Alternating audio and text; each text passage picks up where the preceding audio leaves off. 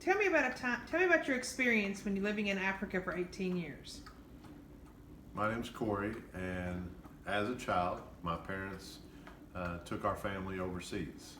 I lived in Europe for 2 years, and then I spent a period of 18 years in Africa, Senegal, Northwest Africa to be specific.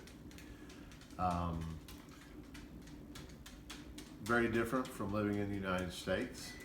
It's a third world country, so everything has not advanced to the way things are in the United States, and just very raw, very backward. Okay, did you know that 600,000 to 800,000 women, children, and men are bought and sold across international borders every year and exploited for forced labor or commercial sex? I wasn't aware of the number, so specifically the number is greater than what I would have expected. I do know that it does happen. I'll have a couple questions to ask you. Question one: when you hear the word human trafficking, what is the first thing that comes to mind? Sex slaves. Okay. Number two: where do you think human trafficking goes on? I know human trafficking occurs around the globe, even in areas where it would seem to be unlikely. It goes on, and it goes on all levels. I mean, from poor to the most rich and affluent people. Question three: what do you consider to be human trafficking? Human trafficking can be for any purpose, not just sex alone.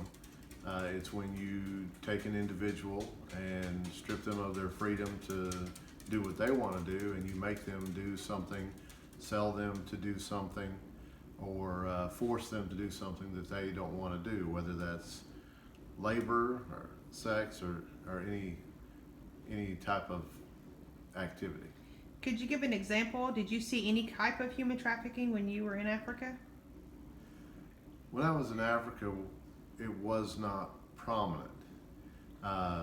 We knew of situations, and in most cases, it was not a situation of sex slavery, but it was a circumstance of slavery amongst the people.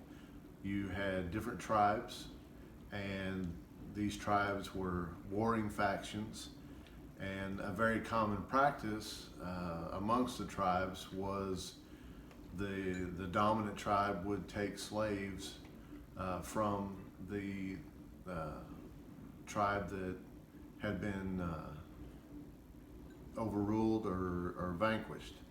So we did see instances of slave labor amongst the African tribes.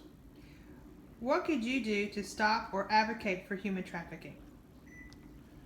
I think probably our biggest thing, obviously, we already have legal laws that try to prevent it. We also have police investigations that are trying to arrest people. I think even bigger than that, we need to educate naive people, people like myself, who live every day and really don't know what's going on, don't know how it's happening. You have young people who don't understand the dangers, and so they're looking for a fast buck, they're looking for fun, and they put themselves into situations that lead to this type of lifestyle, whether it be they're now controlled by a pimp, or they actually get kidnapped, get sold.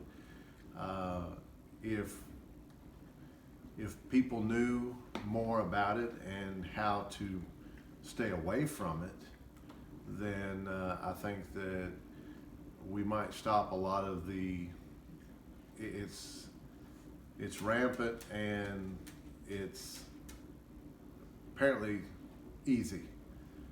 You have criminals who prey on people and people are gullible, people are naive, and therefore they get in the trap. They fall in the trap. Well, Corey, I'd like to thank you for your time and all of the advice and ideas you've given us regarding human trafficking. Thank you so much.